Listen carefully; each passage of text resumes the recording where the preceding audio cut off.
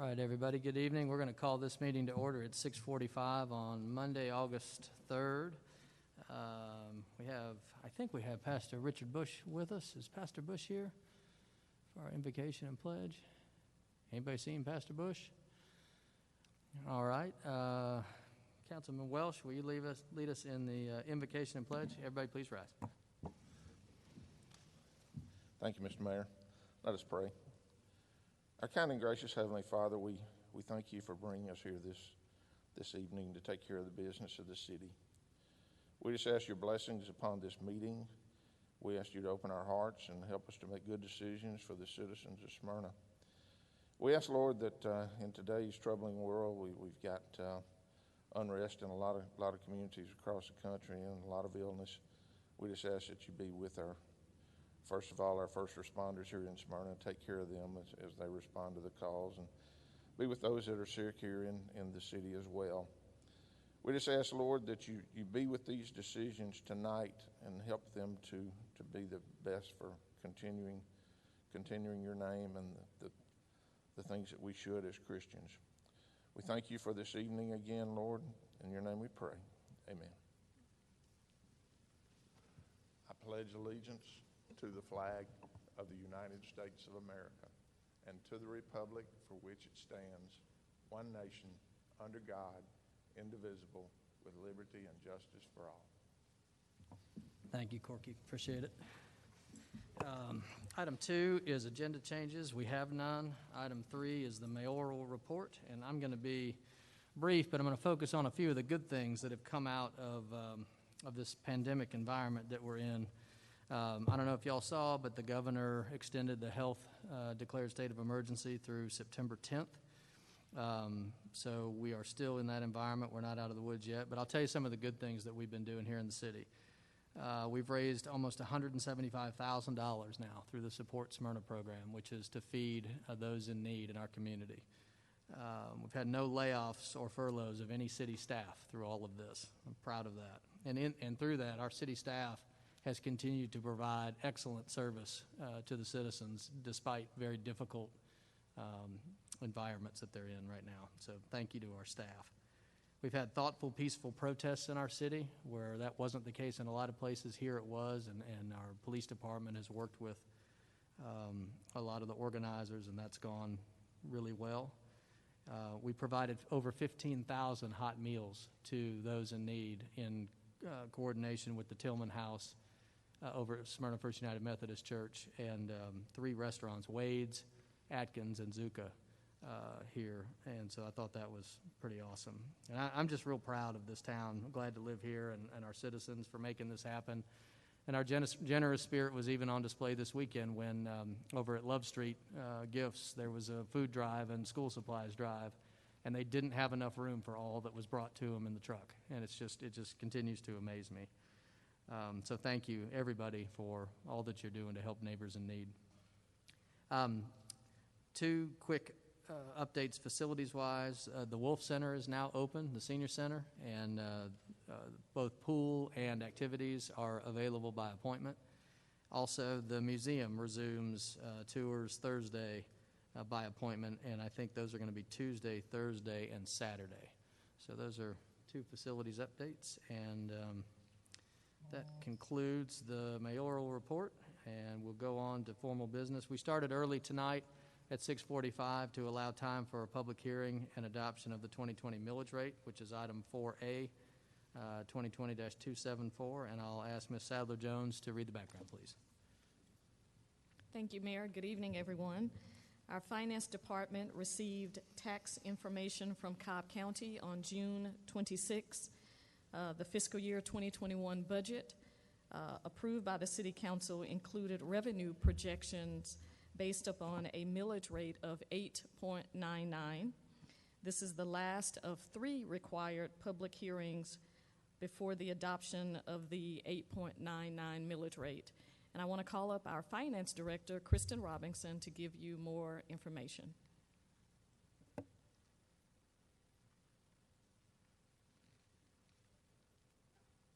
Good evening. As was already shared, we did have 2 previous meetings to talk about the millage rate. The first one was on July 20th at the last meeting of council, and then we had our second one this morning at 10 o'clock.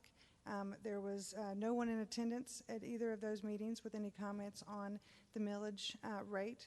The millage is going to be 8.99, which is consistent with previous years.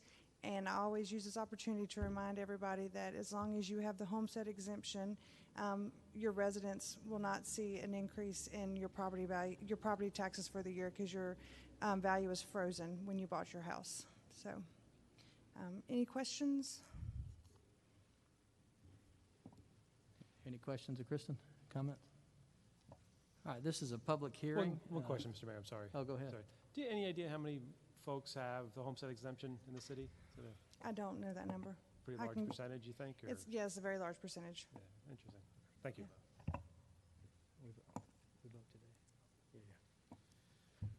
This is a public hearing. If there's anybody who would like to make comment, if you'd come up now and be sworn in by our city attorney, Scott Cochran. Anybody out there want to make comment? All right, seeing none, we will close the public hearing portion, and I will turn it over to Councilman Welch. Thank you, Mr. Mayor. And Kristen, at this point, I'd like to make a motion to approve the 2020 millage rate at 8.99 as per the public hearing presented by Kristen. We have a motion. Do we have a second? Second. Second by Mr. Gould. All those in favor, please vote. It's approved 7-0. Thank you. And if I'm correct, we have not raised the millage rate here in Smyrna since, I think, around 1991, right? Is that right, Kristen? Okay. Just wanted to, proud of that fact. All right, item 4B, ordinance 2020-06, approval of ordinance 2020-06, an amendment to the Code of Ordinances of the City of Smyrna, Georgia, by adopting a new Article 2, unlawful discrimination, in Chapter 66, offenses and miscellaneous provisions, and for all other lawful purposes. And before I turn it over to our attorney, Scott Cochran, for the background, this is an issue that we've been talking about for months. This city government has been very clear that discrimination has no place in the city of Smyrna, and that this is a place that welcomes everyone. We held a town hall last month to receive input, further input from the public, in which we allowed citizens to participate not only in person but also over the telephone for those who were not feeling that they wanted to venture out in the pandemic environment. This is the first time in many years, if ever, that we've held a town hall to discuss a specific ordinance, because we wanted this to be fully vetted. We wanted to get this right and make sure that everybody had an opportunity to participate in the process. We also wanted to make sure that we avoided any unintended consequences. So with substantial input from all perspectives over several months, I believe we have a strong ordinance and a very good process. And with that, I'll turn it over to Scott Cochran, our city attorney, for the background. Thanks, Derek. So most of you know that there have been several iterations of this, and this is the latest and I think final iteration. So kind of just by way of background, this is a lot simpler than the ordinances that some other jurisdictions have passed. It's really basic in that it declares civil rights that are rights that have been already adjudicated in federal courts and places. It declares civil rights, and then it defines discrimination, and then it prohibits discrimination as defined, and it prohibits interference with civil rights, right? So it's really that easy. What's unique about this ordinance is that it has like an enforcement section that is different in that it's designed to first, before there can be any type of legal enforcement of this issue, the first step is to force a sit-down meeting between the person that believes they were discriminated against and the person that is alleged to have discriminated. right? So that's kind of the big picture. So as far as some of the details, so the civil rights that it declares are rights that we all know off the back of our hand that are fundamental rights: the rights to hold employment without discrimination, the right to enjoy public places without discrimination, the right to be served at a retail establishment without discrimination, and to engage in property transactions without discrimination. Then we define what discrimination is. And discrimination in this definition that we've drafted is any act that intentionally subjects a person to differential negative treatment, right? And so that's a big difference, again, between this ordinance and some of the ordinances that have been passed in other places, because some other ordinances just say if the effect is to treat someone differently, it's discrimination. Here, there's got to be intent. There's got to be wrongful intent, right? It's got to be an intentional act that somebody does that is designed to negatively impact somebody, okay? And so that's kind of the big picture. There are exceptions and exemptions. Churches, routine activities done in churches and schools, both public and private schools, have exemptions. The store discounts, are fine. There's no prohibition against a store discount to people. Kids organizations. Somebody mentioned at some point that this would allow people of the opposite sex play on sports teams. It doesn't. That's exempted. Kids organizations are exempted. It doesn't require anybody to take any action in violation of their constitutional rights. That's perhaps the biggest of the exemptions in here. Businesses still have the discretion to hire people that they deem in their discretion to be the most qualified. I got a whole lot of input from all sides of this, right? And it was all appreciated. Some I agreed with, some I didn't. I tried to make an ordinance that made sense for this community as best I could, knowing that we've got a wide difference of political philosophies and perspectives on council. Understanding that I told someone at the office, if I'm likely to make everybody in the room mad before the night's over, which is probably the sign of a decent ordinance. But so here's how the process works if someone is the victim of discrimination or someone's established civil rights have been interfered with. If somebody feels that that's happened, then what they do as a prerequisite, before the action getting adversarial and going to court, as a prerequisite, the person goes to the court clerk, files a complaint and a $50 filing fee. I put a provision that fee can be waived upon showing of indigency. They file that. They've got 90 days after the act is alleged to have occurred to file it. Once they file it, the case is pushed out to an initial conciliator, the conciliation officer that you guys appoint, that would be someone with wisdom in the community, with knowledge of this. That this conciliator looks at it, determines whether there's jurisdiction, or whether it's facially frivolous. Assuming there is jurisdiction and it's not facially frivolous, then they schedule a meeting to attempt across-the-table reconciliation. And that is a prerequisite to the case going to the ordinance violation route. If that happens and it's resolved, that's great. We move on. If they have the meeting, or if the accused refuses to attend the meeting, then it just goes to court like any other ordinance violation. And I've talked with our solicitor and our judge. Our solicitor, we've talked at length about what it means when it goes to court. Like any other ordinance violation, it means exactly what it says. It's the solicitor has discretion to prosecute the way any prosecutor has prosecutorial discretion to move forward on a case. One one big issue in this is, and this is different than some other jurisdictions also, is there's no private right of action created by this. There's a speaker at the town hall meeting that acted as if this was going to be the basis of lawsuit citizen to citizen. It's not that. It's not that. It's if someone discriminates, right, and it meets the definition of just pure discrimination, and they don't work it out, then it's an ordinance violation, and it's prosecuted in our court like any other ordinance violation, and that's the end of it. There's no room for citizen-to-citizen complaint against each other. So that's kind of the overview. I've heard there will be questions.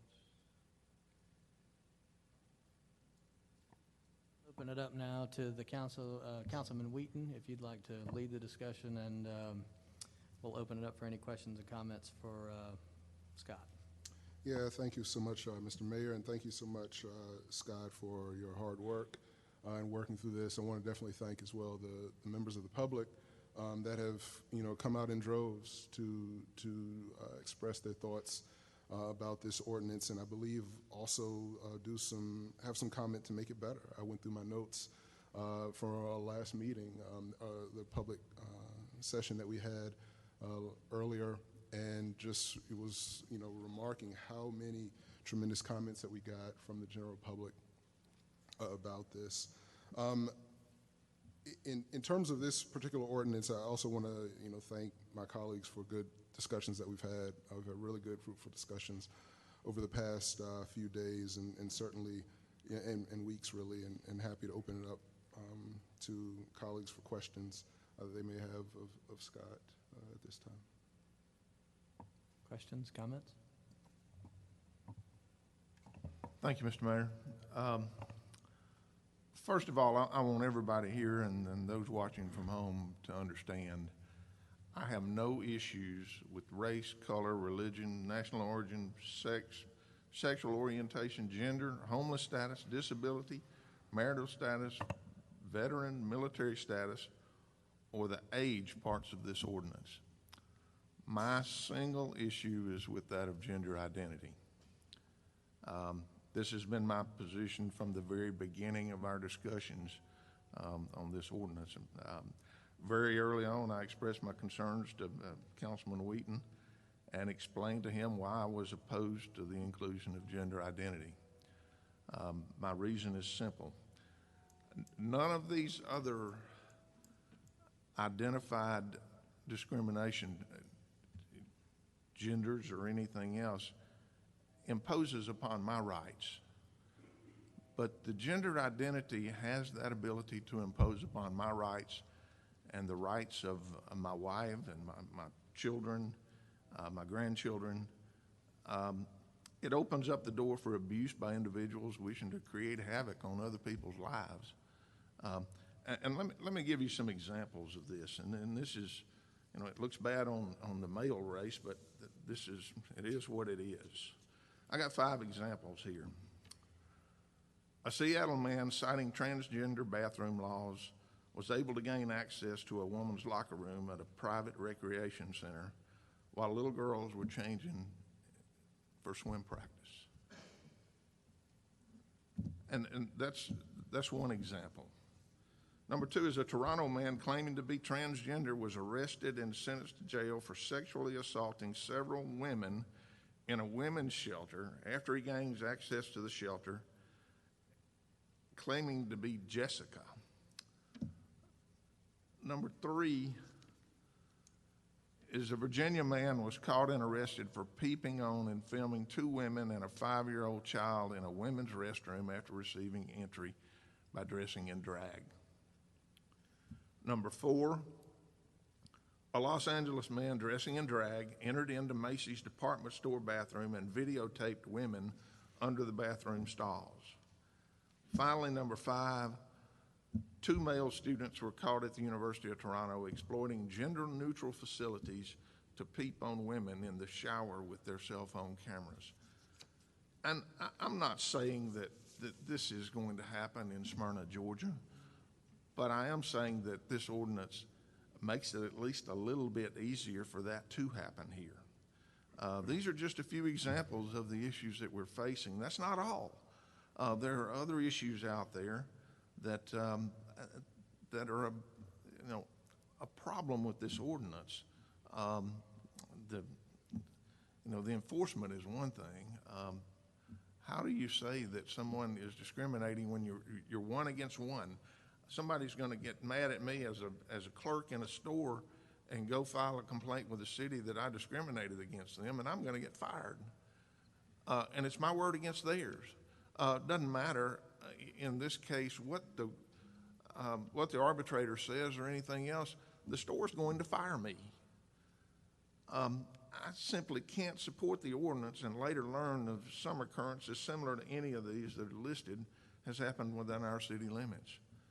This ordinance is opening a door that we cannot close. I received an email from a constituent earlier today reminding me to consider the end. And it really, I read it several times, and the email really hit home for me. As the email said, the end is not tonight's vote, but down the road when there will be unintended consequences. And that's what we're facing with the approval of this ordinance with the gender identity clause included. I'll support this ordinance if someone makes a motion to remove that clause, but with it as it is right now, I cannot support it. Any other comments? Mr. Wagner. Before I address some of the things that were just raised, I do also want to reiterate what Councilmember Wheaton said and thank both the mayor for helping facilitate us getting to this point on the NDO. Definitely thank the city attorney, Scott Cochran, for all of his work. I know he spent many hours with all the different requests and concerns from all angles on this, and we appreciate the work. I want to thank, again, the citizen input. We've had a lot of comments from emails, phone calls, the town hall, and I definitely want to make sure that we all thank Councilmember Wheaton for his work on this. I think he's probably spent more hours than anyone up on this stage. I don't know about Scott with all the time that he's spent, but I know Councilmember Wheaton spent many hours making sure that we get this right and we get to this point. So I want to take a moment to thank him for his efforts here. I think this non-discrimination ordinance is so important to speak to the values of what Smyrna believes at this point.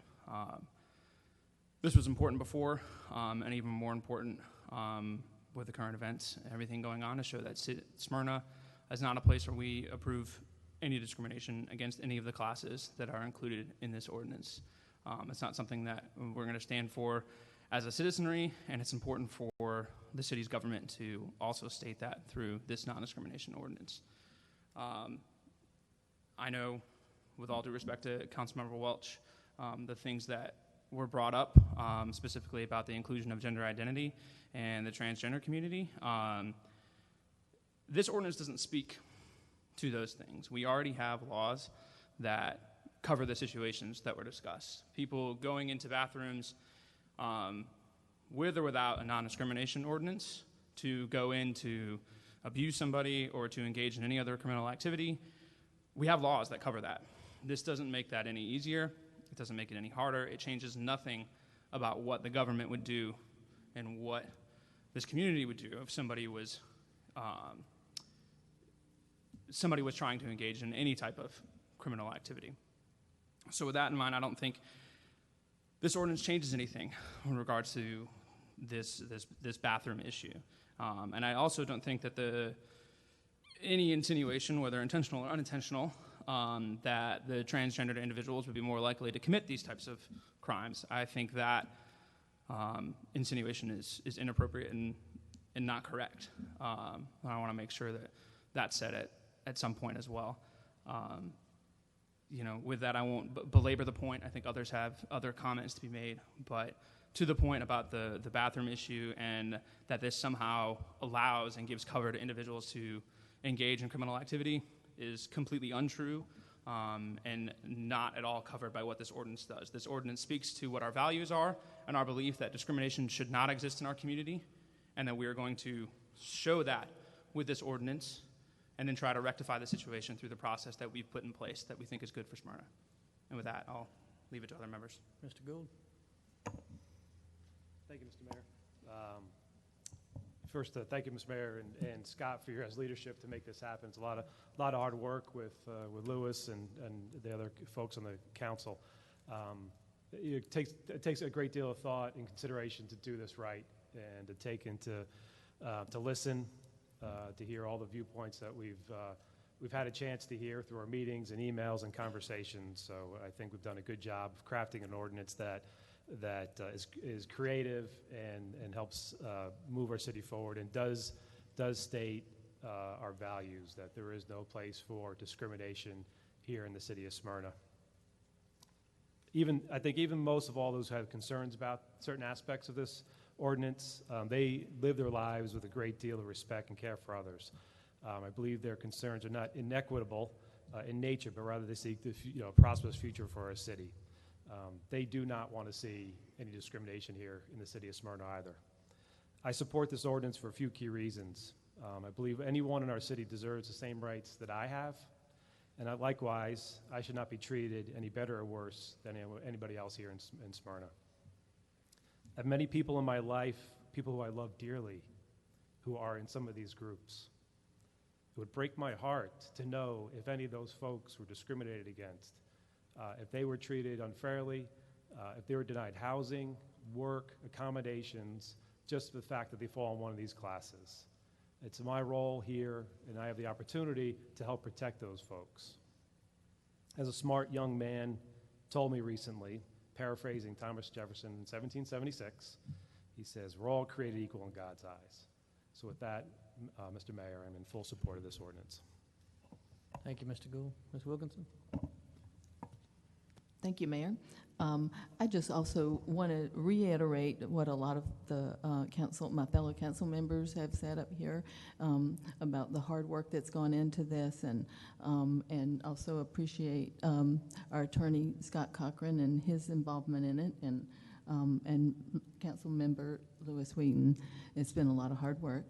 I am going to support this, and I do want to say I appreciate all the emails that I've gotten from the citizens and the feedback. I've read every one of them. I may not have been able to respond to every one of them, but I do appreciate it. And I just wanted to read part of one email that I got that really spoke to me, and it came from a Baptist minister.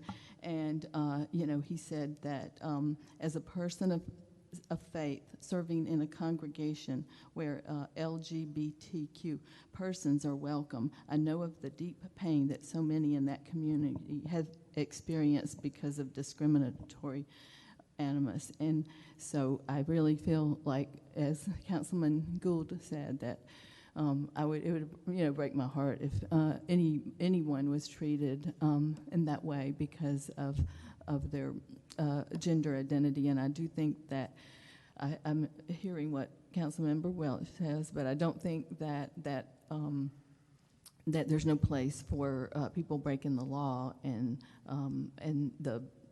for doing the things. So that could happen. Those kinds of things could happen anyway. So anyway, with that, I yield. Thank you. Mr. Lindley? Thank you, Mr. Mayor. I think it has been a robust dialogue and debate. I too, I think with my colleagues up here, have received many communications, lots of emails on both sides of the debate. They've all been thoughtful and very appropriate. So proud of the way, as usual, the city has stepped up and handled a tough subject in a very productive manner. I think it's an important step forward, and I think will speak volumes to the rest of our county and region. I believe it provides important and robust safeguards for our religious institutions and our churches. I've heard from, and I see some of our friends here this evening, but heard from a lot on all sides of the religious spectrum, and visited with sort of the cross spectrum of attorneys and those in ministry that have echoed my assessment of some of those safeguards. I too want to thank our city attorney, who has, I think, roughly worked on about 1,200 versions of this ordinance. So thank you, Scott, and thanks to the mayor for his leadership in shepherding the process forward. Thank you. Mr. Pickens? Thank you, Mr. Mayor. I'd just like to thank Scott and Lewis for working on this, and I know this has been something that's like fired up both sides, on both for and against, and I think that they've done a good job trying to figure out some way that most people can be happy with this, and I think this is something that will be good for our city. So, that's all. Any other comments? Hearing no other comments, Mr. Mayor, the core question for me at the end of the day is, what people who are obeying the laws, doing the right thing, living normal lives, good existences, law-abiding existences in this city deserve to be discriminated against? To me, it's that simple. And with that, I'd like to make a motion to approve item 4B, ordinance 2020-06, the amendment to the Code of Ordinances of the City of Smyrna, Georgia, by adopting a new Article 2, unlawful discrimination, in Chapter 22, offenses and miscellaneous provisions, and for all other lawful purposes. We have a motion. Do I have a second? Second. Second by Mr. Wagner. All those in favor, please vote. Opposed? Passes 6-1. Thank you.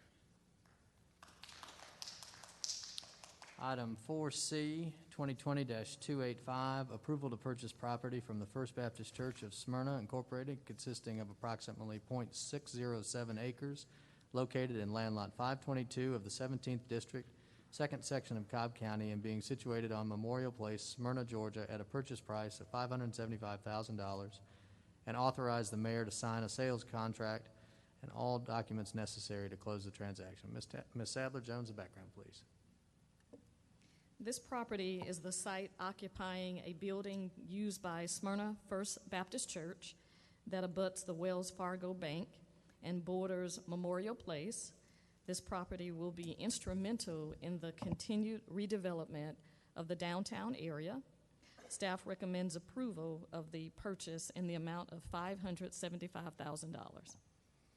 And this is in Mr. Lindley's district. Mr. Lindley. Yes, sir. I know there's been a lot of dialogue on this as the city works through what I hope we'll get past COVID in the coming months or year and re-engage fully on the redesign of the master plan for downtown Smyrna. So this has been a very appropriate time to have this conversation, and I'd like to thank friends at First Baptist for their cooperation and dialogue and interest as we look at moving forward. So with that, motion to approve as presented. Have a motion. Is there any other discussion? Do I have a second? Second. Seconded by Mr. Gould. All those in favor, please vote. Opposed? It's approved 6-1 with Councilwoman Wilkinson voting in the negative. Thank you, Pastor Pennington, for all your work and discussions with us and making that deal come to fruition. Thank you so much. Item 4D, Resolution 2020-07, approval of Resolution 2020-07 for the City of Smyrna to be a subrecipient of the PY 2020 Cobb County Community Development Block Grant, COVID-19 Program, CDBG-CV Program, Contract number CV20-V20S8-P in the amount of $187,352 to enter into an agreement for Cobb County, Georgia, and the City of Smyrna, and for the mayor to execute any and all related documents. Ms. Wilkinson, would you like to handle this item? I'd be happy to. Thank you. Ms. Sadler-Jones, you want to read the background? Yeah, you go ahead and do the background, and then I'll. My apologies, Ms. Sadler-Jones. That's okay. I was like, yeah, we got the money. A total of $187,352 from the CDBG CV funds has been appropriated by the Cobb County Board of Commissioners for award to the City of Smyrna to purchase items for the COVID-19 pandemic. Funds awarded under the CDBG CV program must be utilized to prepare for, and respond to the coronavirus for eligible CDBG projects. The city has until July 2021 to use these funds. Staff recommends approval of the resolution. Thank you, Ms. Sadler-Jones. Ms. Wilkinson. Thank you. At this time, I would like to move to approve item 4D, RES 2020-07, approval of resolution 2020-7 for the city of Smyrna to be a recipient of the PY 2020 Cobb County Community Development Block Grant COVID-19 Program, CDBG-CV program. The contract number CV20-V20S8-P in the amount of $187,352 to enter into an agreement for Cobb County, Georgia, and the city of Smyrna, and for the mayor to execute any and all related documents. Thank you, Ms. Wilkinson. We have a motion. Do we have any discussion? Do I have a second? Second. Mr. Welsh is seconded. All those in favor, please vote. It's approved 7-0. Thank you. This item and the next two are all about getting money to help out with COVID-19 expenses from the city. So that's a good program, the CDBG money for that. The next item is 4E, AGR 2020-03. Agreement 2020-03, approval of the intergovernmental agreement between the City of Smyrna and Cobb County for CARES Act funding in the amount of $2,968,559.10 for necessary expenditures incurred due to the COVID-19 pandemic and to allow the mayor to execute all related documents. Ms. Sadler-Jones, background, please. Cobb County received funding from the Federal Coronavirus Relief Fund. The governor of Georgia sent a letter to Cobb County encouraging them to allocate a portion of their $132 million to the cities within Cobb County on a per capita basis, and the Cobb County Board of Commissioners unanimously approved to do so. The total amount of funds allocated to Smyrna is $2,968,559.10. Half of this sum, $1,484,279.50, will be paid as an advancement to the city, and the other half will be paid as a reimbursement for eligible expenses. The agreement provides that the funds may only be used to cover those costs that are necessary expenditures incurred due to COVID-19, were not accounted for in the budget most recently approved as of March 27th, 2020 for the city, and were incurred during the period that begins March 1st, 2020 and ends on December 30th, 2020.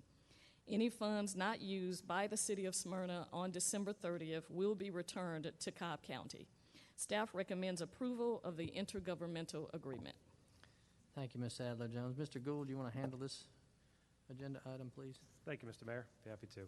So as the mayor mentioned, this is funding coming, and Ms. Sadler-Jones mentioned, funding coming from the county to help us offset costs associated with the coronavirus and unanticipated expenses. So with that, Mr. Mayor, I move to approve item 4E, AGR 2020-03 as previously read. Second. Have a motion and a second. Any discussion? All those in favor, please vote. It's approved 7-0. Thank you. Item 4F, 2020-295, approval of the first expenditure listing and amendment to the fiscal year 21 budget for CARES Act funding for an amount not to exceed $780,290 for necessary expenditures incurred and or planned due to the COVID-19 pandemic. Ms. Sadler-Jones, the background, please. Our city department heads were requested to prepare a list of items that would meet the previously mentioned specifications. A team of staff members reviewed these requests with me. This agenda item is the first of several expenditure requests for an amount not to exceed $780,290 for necessary expenditures incurred or planned due to the COVID-19 pandemic. This initial request will reimburse the city for expenditures incurred from March 2020 to date and allow for the purchase of items such as disinfecting supplies, disinfecting apparatus, PPE, facility enhancements, and technology needs. Staff recommends approval. Thank you, Ms. Sadler-Jones. And this is the first draw from that initial money that's going to be given from the county. That is correct.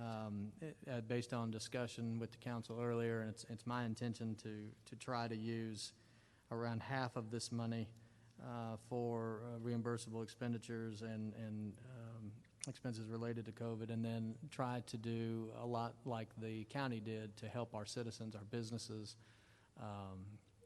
perhaps purchase some mobile hotspots for our students, those types of things to really help the community with these funds.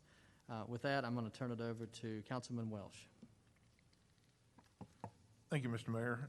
With that, I'd like to make a motion for approval of item 4F, the approval of the first expenditure list and the amendment of FY21 budget for CARES Act in the amount of $780,290. Thank you, Mr. Welsh. We have a motion. Do we have a second? Second. Second by Mr. Lindley. All those in favor, please vote. It's approved 7-0. Thank you.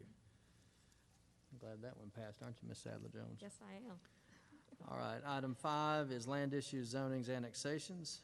5A, 2020-236. This is a public hearing, zoning request Z20-007, rezoning from GC to R8 for the development of 3 single-family detached homes at a density of 4.89 units per acre, 0.613 acres, land lot 559, 1424 Spring Street, Alexandria Properties, LLC. Ms. Sadler-Jones, the background, please. Alexandria Properties LLC is seeking approval of a rezoning for 1424 Spring Street from GC to R8. The applicant is proposing to preserve the existing structure and then subdivide the parcel into 3 lots and construct 2 single-family residents. The Planning and Zoning Board approved by a vote of 5-0 at their June 29, 2020 meeting. Community Development recommends approval of the rezoning from GC to R8 for the subdivision of 3 lots and development of 2 single-family units with conditions. Rusty Martin is. This is in Mr. Lindley's district, but I bet he's going to call up Rusty Martin to talk on this issue.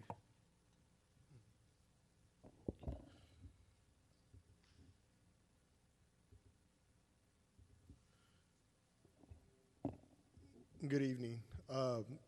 As Ms. Sadler-Jones explained, this request was heard by the Planning and Zoning Board back on June 29th.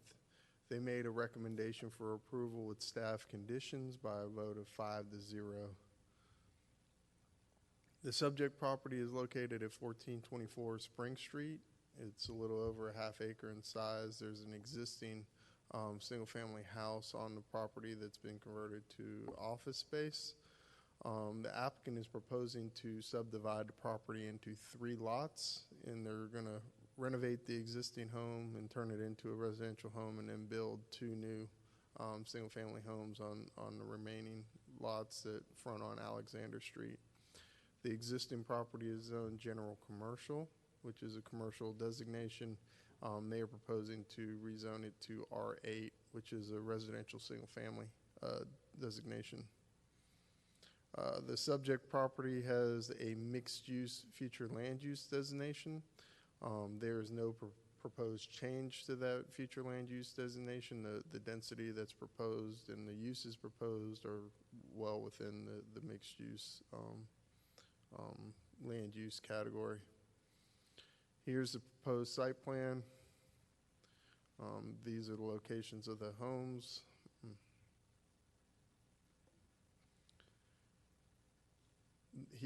With the R8 zoning district, they're proposing a front setback of 20 feet, a side setback of 5, and a rear setback of 25. There is an existing stream buffer on Lot 3. The stream is the southern border. There's a 10-foot right-of-way dedication with a 5-foot sidewalk and curb and gutter required and requested as part of this zoning.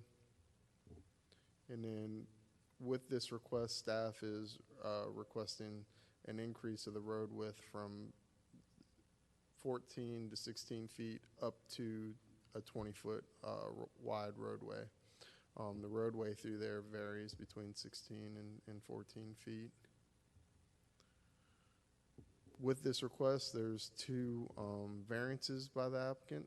The first is to allow for a front setback reduction from 25 feet down to 20. And then the last is to eliminate the road width increase that's required by staff. This is the tree plan that was submitted prior to P&Z. As you can see, there's some existing trees on the west side of the property that they're going to be able to maintain.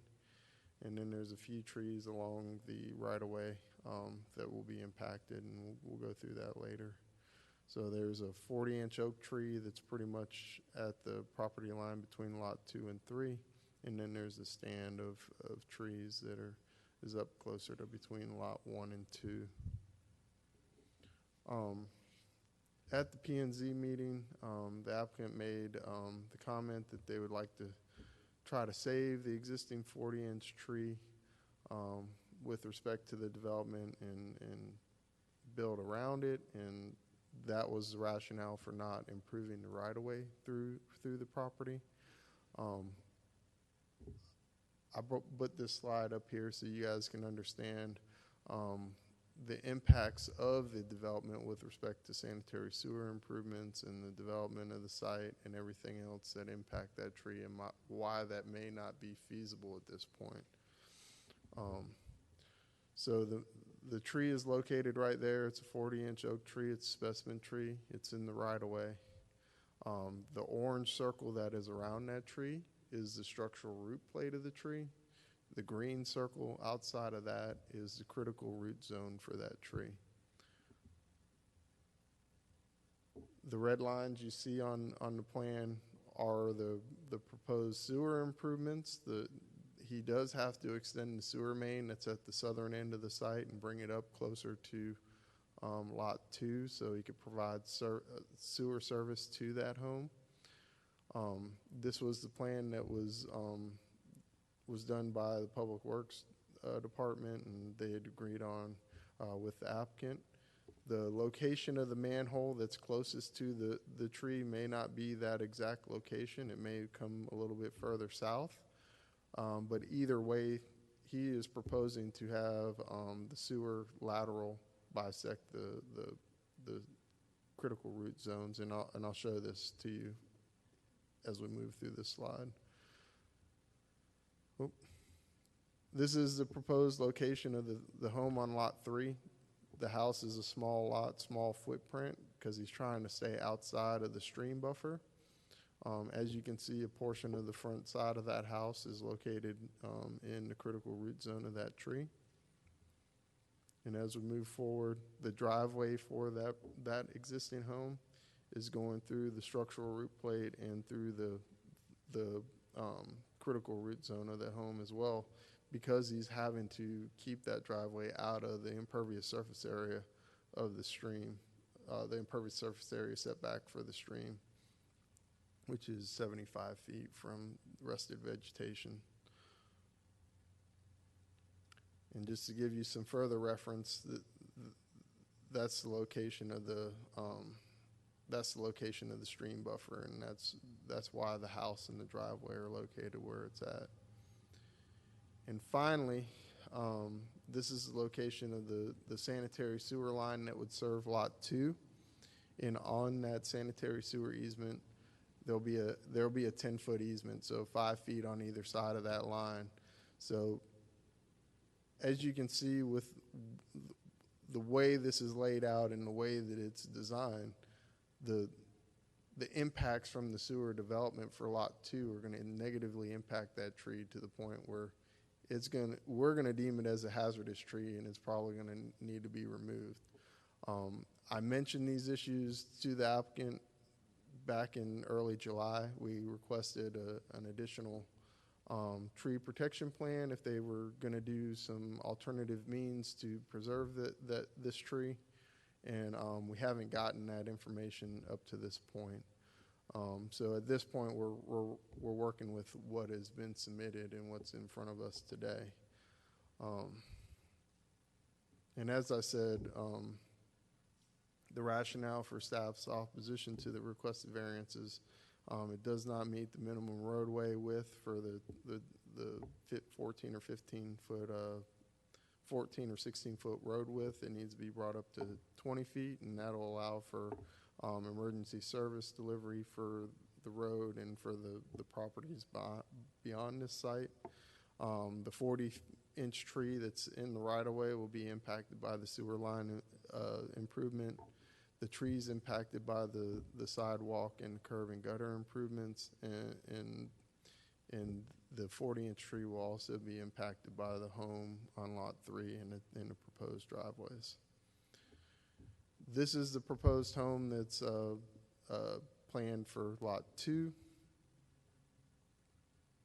And then these are some pictures of the subject property to give you context of what it looks like out there. And then some pictures of the adjoining properties. Community Development recommends approval of the rezoning from GC to R8 with following conditions from Section 1201 of the zoning ordinance. The first deals with the composition of the home. Number 2 requires all utilities to be underground. Number 3 requires the developer to be responsible for any traffic improvements deemed necessary by the city engineer during plan review. Number 4 prohibits burying debris on any of the lots. Number 5 requires the developer to comply with the city's tree ordinance. Number 6, all landscape plans must be prepared by a registered landscape architect. Number 7, the yards and common areas to be sodded and landscaped as appropriate. And number 8 is a planting schedule for each lot with respect to the trees. In addition to the standard conditions from 1201, we're adding some special conditions. Number 9 lays out the minimum setbacks that we talked about earlier. Number 10 requires a minimum driveway length 22 feet. 11 requires a 10-foot right-of-way dedication along Alexander Street. Number 12 requires a minimum width of 20 feet from back curb for Alexander Street, so he'll have to make that an improvement to widen the street for the length of his property. Number 13 is the requirement to install new curb and gutter along that western side of the roadway along Alexander Street. 14, the developer shall install a 5-foot sidewalk and 2-foot grass buffer for the length of his property along Alexander Street. 15, the home should be limited to a height of 35 feet. 16, the developer shall meet all fire access requirements deemed necessary by the fire marshal. 17, the developer shall be responsible for any water and sewer improvements deemed necessary by Public Works. And then 18 is responsible for any water and sewer improvements deemed necessary by the city engineer. And then finally, approval of the zoning ties the zoning of the property to the site plan submitted, and 20 ties the zoning of the property to the elevation submitted. And with that, I'll be happy to answer any questions for you. Any questions for Rusty, council? I got a question. Rusty, I know you said this. It was the first thing you said. What was the P&Z decision? They made a recommendation of 5-0 with staff's conditions as written here. Okay. So your staff is okay with the conditions as written. Is that correct? Yes. And the issue is between the applicant doesn't want to do the 20-foot, expanding the existing right-of-way from 14, 16 feet to 20 feet. Okay. You're okay with the sewer line as it's the service line? Public Works, that's the plan we got from Public Works. So yes, my assumption is we're good with that plan as submitted. Okay. Thank you. Any other questions of Rusty? I have a question for Rusty. I saw one elevation. Is it going to be all three new homes, or are there any homes that are going to be? No, renovate? the existing building on Spring Street will remain. You know, Okay. He'll renovate that building and convert it to a residence. Okay, And then he'll build the new home on Lot 2, which was what the elevation was pictured, is what you saw. Okay. And then he'll eventually build a new home on Lot 3, which we didn't have an elevation for. okay, thank you. Mr. Gould. Thanks, Rusty, for your work on this. Could you just explain a little bit so people understand why we're asking for the right-of-way, the street to be 20 feet wide? 20 feet is the minimum standard that we need to provide fire and emergency access for this property, and not only the properties to the south that are industrial uses.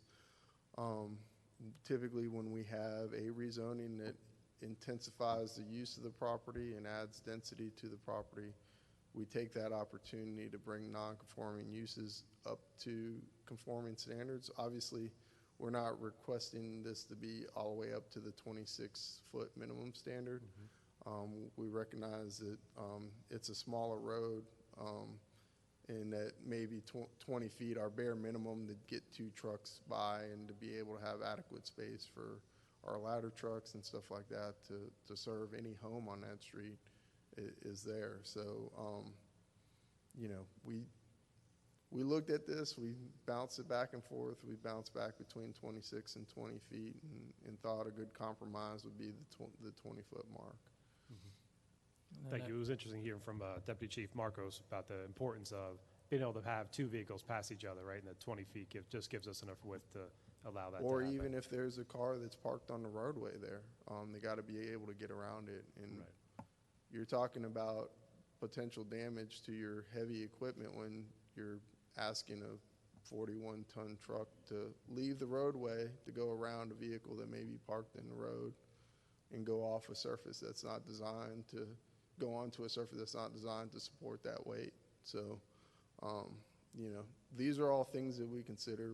We're also considering long-term impacts down the road and making sure that we're improving the neighborhood and providing that. And if the industrial property to the south redevelops, they're going to have to add a cul-de-sac and improvements on their side. So it's not going to be limited to just this property.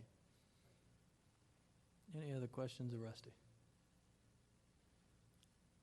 Thank you, Rusty. I'd like to call on the applicant. The applicant here?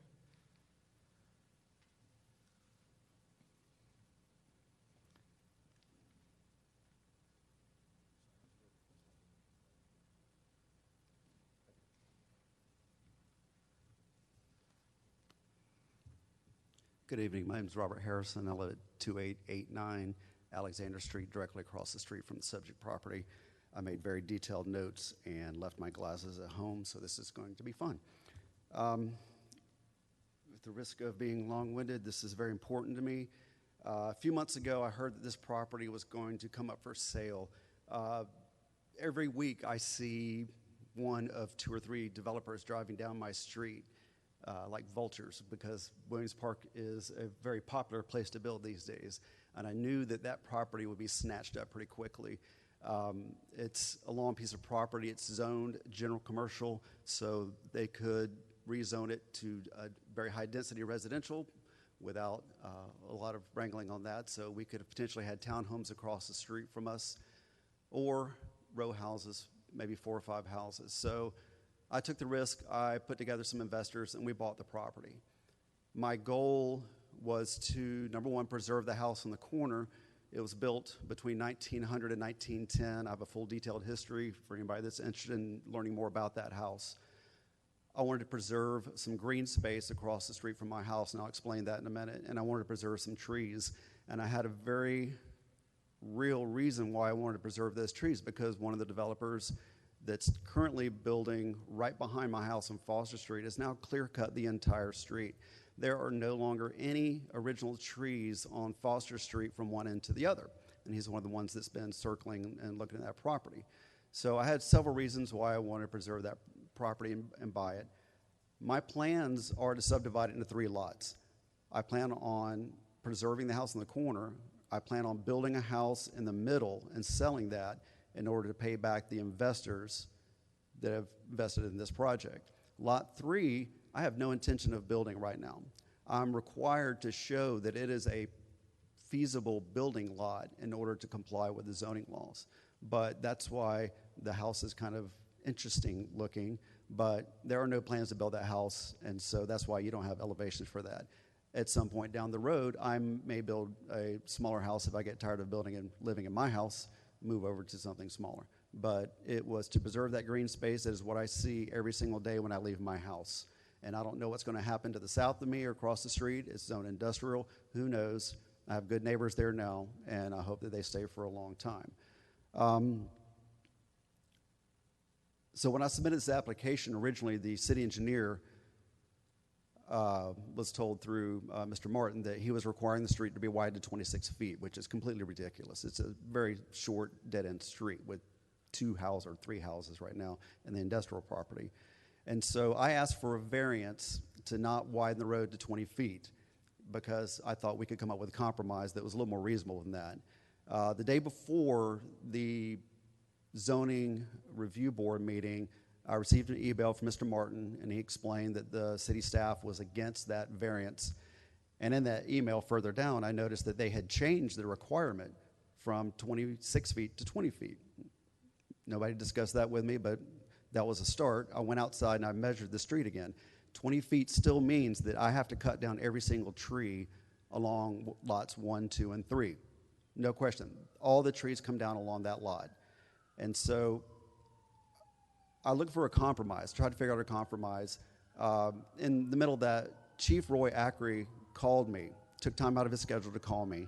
He said he had done some research, and up until this point, I had not received any explanation from the city engineer as to why they couldn't deviate from the 20 feet. I called him, I had emailed him, and I was completely ignored. No response. Still to this day, I've yet to speak with the city engineer. That's a whole other subject. But I know that's been addressed, but it doesn't change my situation right now. So once again, the city's fire chief reached out to me and said that he had done some research and found out that there's a state law that requires any street that's widened to be widened to a minimum of 20 feet. It's a state law. The city can't do much about that. I instantly understood. Instead of just wondering why I was being required to do this, I now know why there's a 20-foot minimum. It's interesting, though, because there have been a lot of new homes built in Williams Park in the past few years. It's very popular. I noted 2 specific developments where the developers had added density, one on Walker Court and one on Mimosa Circle, right across the street from Alexander Street. Those streets are less than 20 feet wide. Neither one of those developers were required to widen that road to 20 feet. I have asked a number of people within the city, and I've yet to receive a response as to why they receive special treatment and were not required to widen their roads, but yet I'm being singled out for this law and being required to widen Alexander Street. Let's see. I won't go too long on this, but it's completely arbitrary to enforce laws on some people and not on me. It opens up the city to litigation, and it is illegal to pick and choose who you enforce laws with. Now hold on just a minute, Mr. Harrison. Now, I know that our staff does not give preferential treatment to anybody through any process. Okay. And so before you go any further with those pretty strong accusations, I'd like to give an opportunity for Rusty to come up and address any of the Sure. The other cases. I'll pick back up.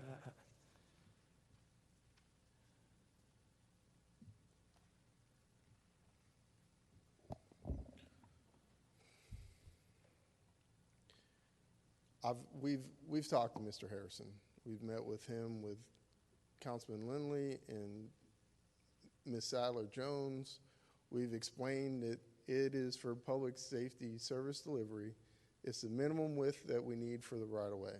He's known that before he's submitted the request for rezoning, just to make that clear. And when we had the meeting with the city administrator and the councilman for the ward, the request was, if you don't want the 26-foot width, make the request for the variance, and then we'll move from there, and we'll let mayor and council make the decision from a policy standpoint. So the accusation that he didn't know what was going on or nobody explained to him what was going on its face, it doesn't hold to me, because I've had legitimate conversations with him about the issues. And we've explained the issues to him.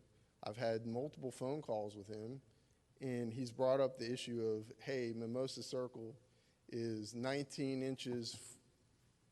feet 4 inches, and Walker Street is 19 feet 8 inches. Well, that's a 4 or 6 inch difference, which is completely different than when you're talking about somebody that has a 4 to 6 foot difference. Those are not apples to apples comparisons.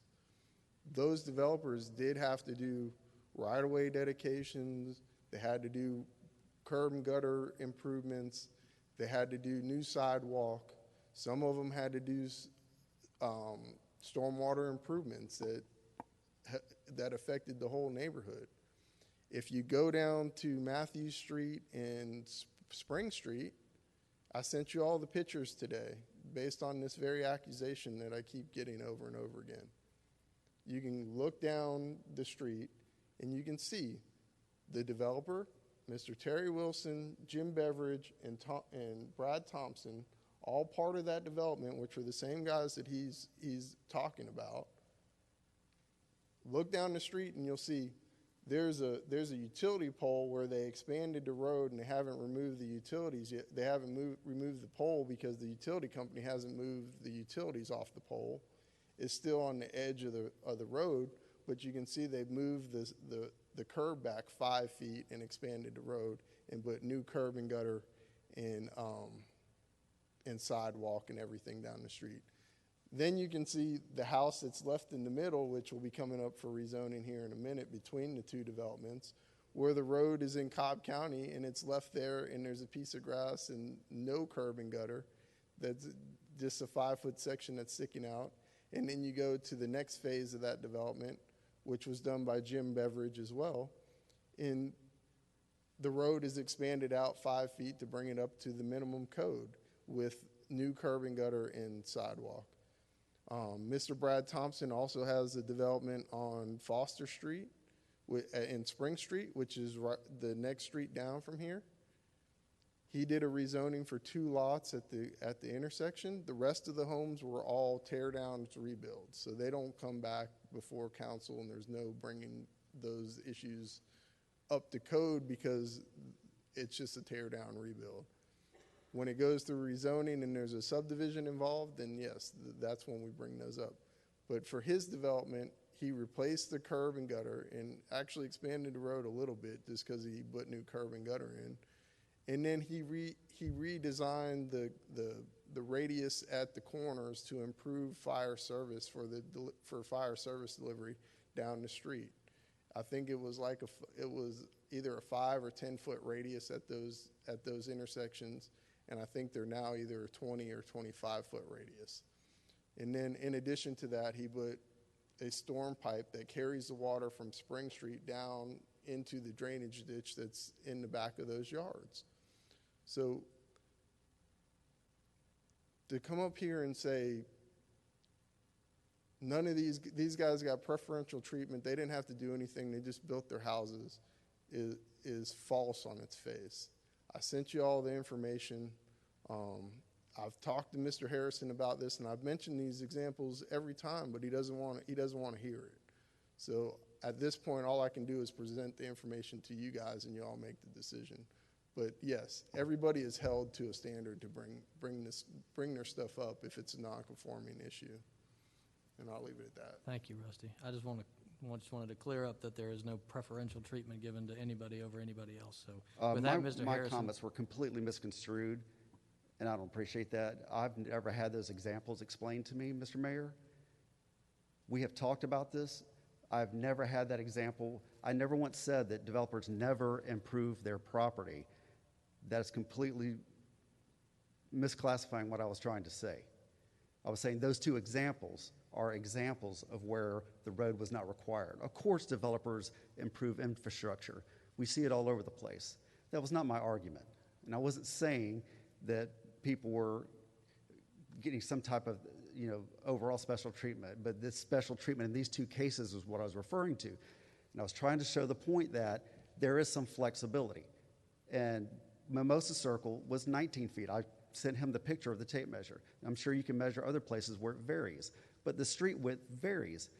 Not all streets are exactly 20 feet. I was asking for some flexibility to maybe come up with a solution to try to save some of these trees. But yet I was being met with very rigid responses and not open to any of my suggestions. I have made the offer of compromising by widening Alexander Street to 20 feet in front of lots 1 and 2 to comply with the state regulations, so that when we modify the street, it is modified to 20 feet from back of curb to back of curb, number one.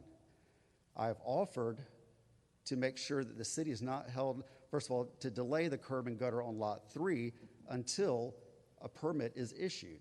It'll be recorded on the plat that the curb and gutter will be added at the time of permit, or at the time if the tree dies. If Mr. Martin is convinced that tree is going to die, the slide that he showed with the sewer lines on there was drawn with a magic marker and not to scale, without the consultation of any tree or art certified arborist. I have not submitted a tree safe plan because I was waiting to spend the hundreds of dollars that it would cost to see if that was going to be a requirement. If I was going to be forced to cut down that tree, there's no need for me to spend hundreds of dollars for a tree safe plan. So I'm simply just waiting to see what the outcome is going to be. If I'm allowed to try to save that tree, of course, I will get an arborist to do an actual tree safe plan, work with the city to run the sewer lines in a way that will minimize the impact on that tree. That being said, the three things that I took from my conversation with Mr. Martin, and once again, let me reiterate that I've worked with Mr. Martin and Mr. Stobbs for many years, and I enjoy working with both of them.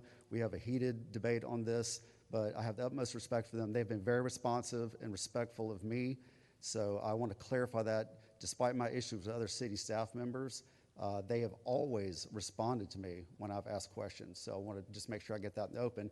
But in my last email with Mr. Martin, and I'll let him speak at this as well, but he had three main concerns.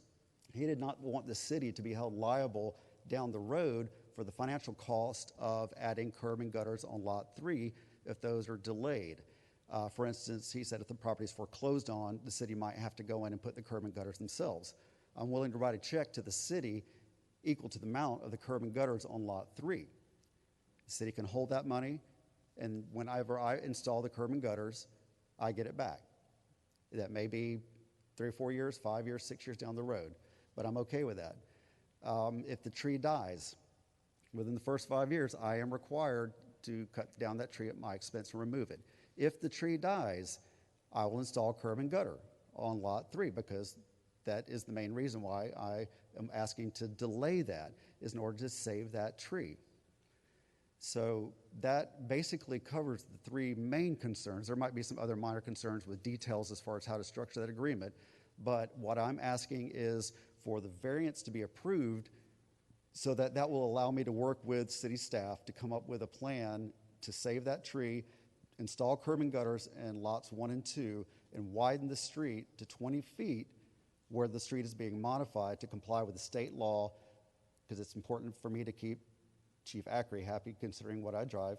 So all of those things, I think I've covered most of his objections. If there are other objections, I'm happy to come up with a solution for that.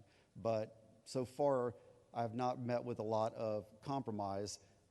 They've stuck hard and fast to wanting me to take out all the trees and widen Alexandra Street the entire length of the project. So with that being said, thank you for your time, and if there are any other questions, let me know. Thank you, I Mr. have a Harrison. question. Any questions? Ms. Sorry. Wilkinson, Yes, go ahead. thank you. I guess I hear about this tree. So you said there were others, but is this tree that is on Lot 3, is it like bigger? Yes. Is it a specimen tree? It is a 40-inch circumference oak tree, old-growth oak tree. So by widening the road on lots 1 and 2, I will have to take out some of the trees. Mm-hmm. They're not as big as that, and so that's the compromise I'm willing to make. And then, and right now, that Lot 3 will not be developed. Is that what I'm understanding? That's correct. My plans are at the time to keep it as green space. keep it as is.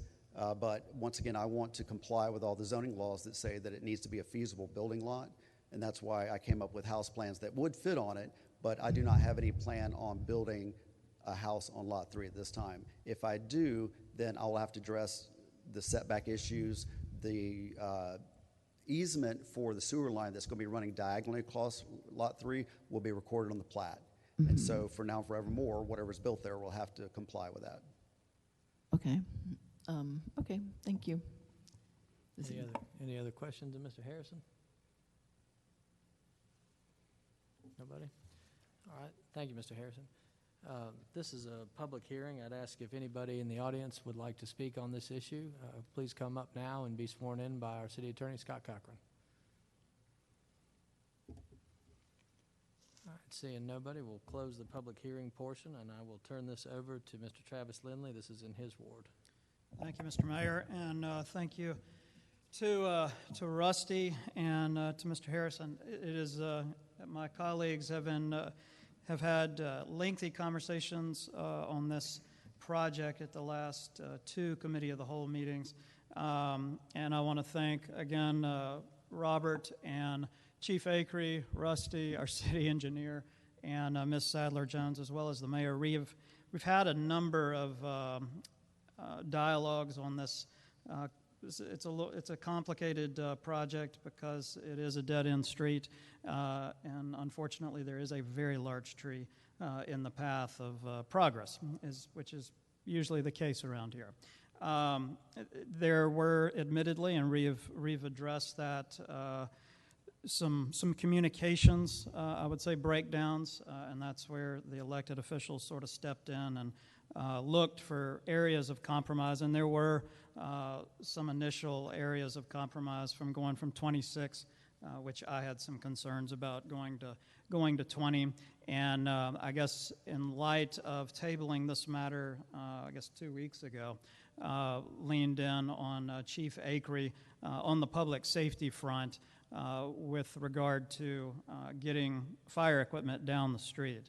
And there's, of course, some irony with Mr. Harrison's house being the old fire station. So no real concerns for me beyond doing what is just sort of common sense in terms of getting a 20-foot wide machine down a street for any of the homes in question or the business at the end of the street.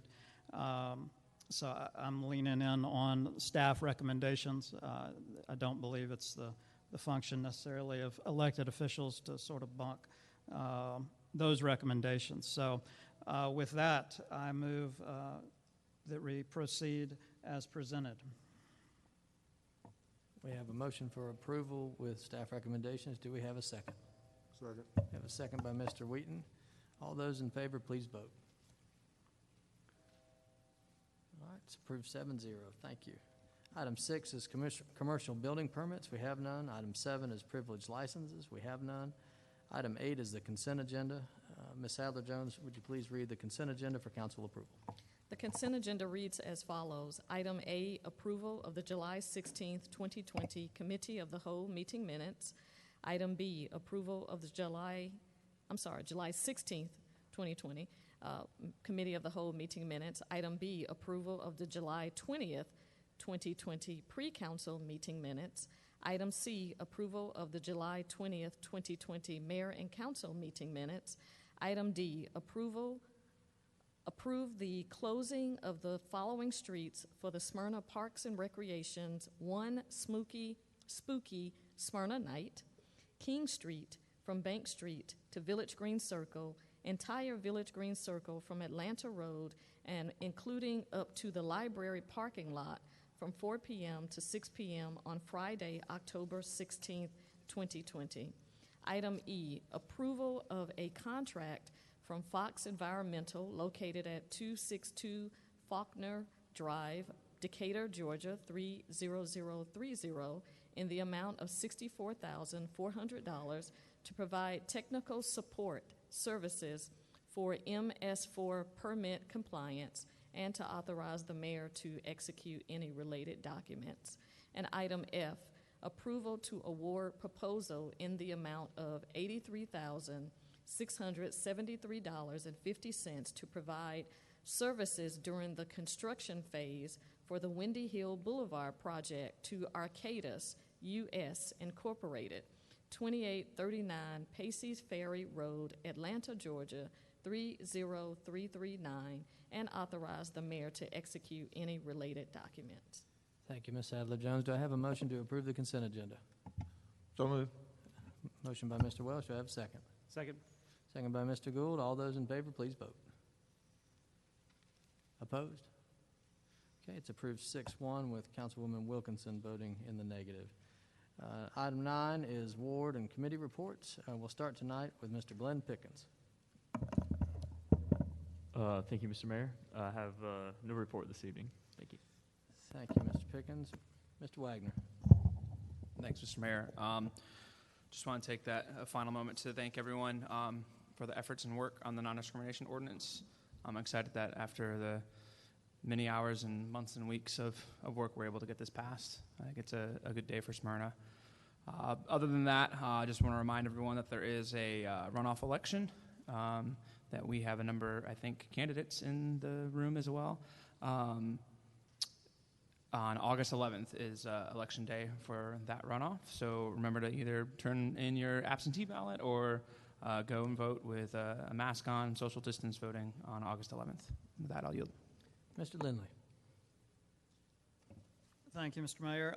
Just quickly, last week, city staff and myself had a virtual meeting with stakeholders, including the developer, relative to the restoration of the Mount Zion Cemetery on Hawthorne Avenue. For those in the room, it is the historic African American cemetery. The city's done a lot of work over the last couple of months in some trying conditions, but we know that we've located 178 souls in the cemetery and making progress with the wall to surround the cemetery and continuing down the path to restoration. So just an update there, and we'll keep everybody apprised. We'll, in short order, see some information being pushed out to the public, but just wanted to go ahead and announce that tonight. Thank you. Mr. Welch. Souls are gone, just the bodies. No report this evening. Ms. Wilkinson. Yes. I'd like to make an announcement for Mary Moore from the library. The Smyrna Library would like to congratulate Nancy L., Jennifer V., and Aaron C. for winning 3 grand prizes in the Adult Summer Reading Prize drawing. A big thank you goes to the Friends of the Smyrna Library for underwriting the Bing Stack app that made an all-virtual summer reading program possible this year. With that, I yield. Mr. Gould. Thank you, Mr. Mayor. Just want to mention the Education Committee continues to work on some creative ideas of how the city can use some COVID relief funds, CARES funds, to help impact our local students, and hopefully I'll have some ideas coming here forward in the near future. Thank you, Mr. Mayor. Mr. Wheaton. Thank you, Mr. Mayor. I just want to remind everyone, though it requires probably very little reminder based on the setting that we're in right now and what's on all of our faces, please do make sure to take care during these days. We're still very much in the throes of a pandemic that are affecting so many people. Eventually it touches home, where I know many people that have been infected, several people in the hospital, and a few people that have passed away personally. And it's very troubling, and I don't want to see that happen in our community for sure, and any community for that matter. So please be safe, wear your mask, practice social distancing as you needed. And also for Ward 7 residents, be on the lookout for a newsletter coming out at the end of the week. With that, I yield. Thank you, Lewis. And I'll just, before we go to citizen input, I'll just say a thank you again to Scott Cochran for all your work on the NDO. I know that was hours and hours and many drafts, and really thank you for doing a good thing for us there. And I'll echo what Lewis said. You know, we've got a public service announcement coming up. I think maybe next week, Jennifer, if that's right. Here's the Ask Smyrna, Wear a Mask. It's a video that we put together from staff, and I hope it will be well received. If you don't do it for yourself, don't wear a mask for yourself. Do it for those around you. Do it for your family. Do it for your economy. Do it for your city, and then just encourage everybody to wear a mask when you're out and about. Next is show cause hearings. We have none. Item 11 is citizen input. I understand nobody signed up here, but I know we're in a little bit of odd times right now. If there is anybody who'd like to speak, I invite you to come up now. If you'll just state your name and address for the record, please.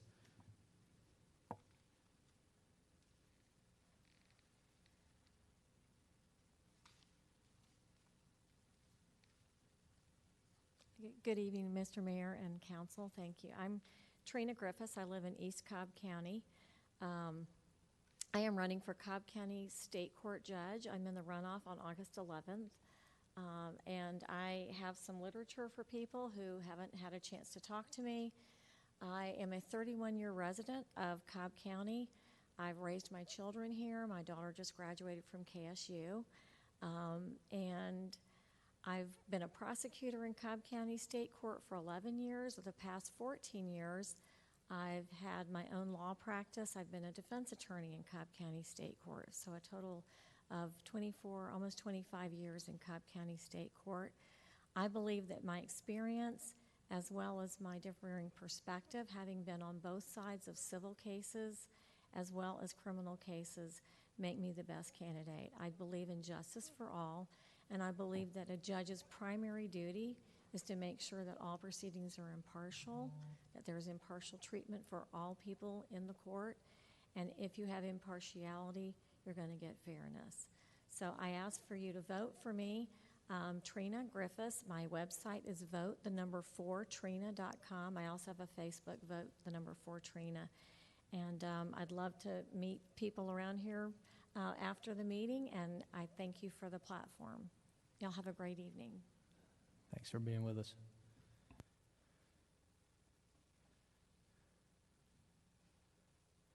Thank you, Landon, again for your hard work.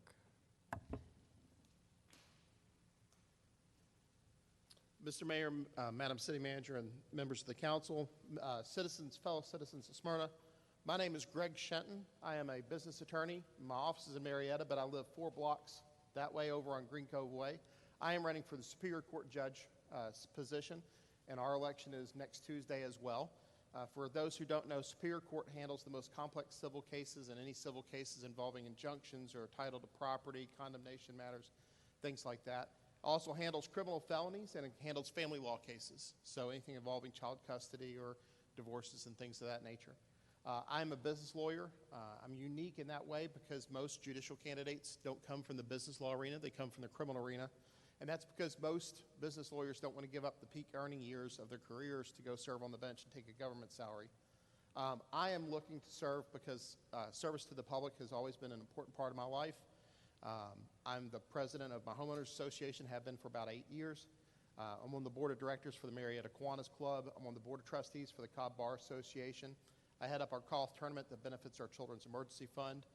During the spring semester for COVID, I rode the buses for Marietta City Schools, handing out breakfast and lunches to kids in need at apartment complexes and children who were homeless and living in extended stay motels. Service to the community has been an important part of my life, and I'd like to extend that as your next Superior Court Judge. Again, the runoff election is Tuesday, a week from tomorrow. Please go out and vote. You can actually vote this week either at Epicenter or at the main elections office at 736 Whitlock Avenue. There's a couple other locations, but they're further away from Smyrna, but the 2 closest are Epicenter and the Whitlock Avenue address. So I'll also be around, and I thank you for your time, and I thank you for the opportunity. Thanks for being with us. Although I now question your sanity just a little bit. You've been 8 years your HOA president. I was 5, and that was plenty. Is there anybody else who'd like to come up and speak?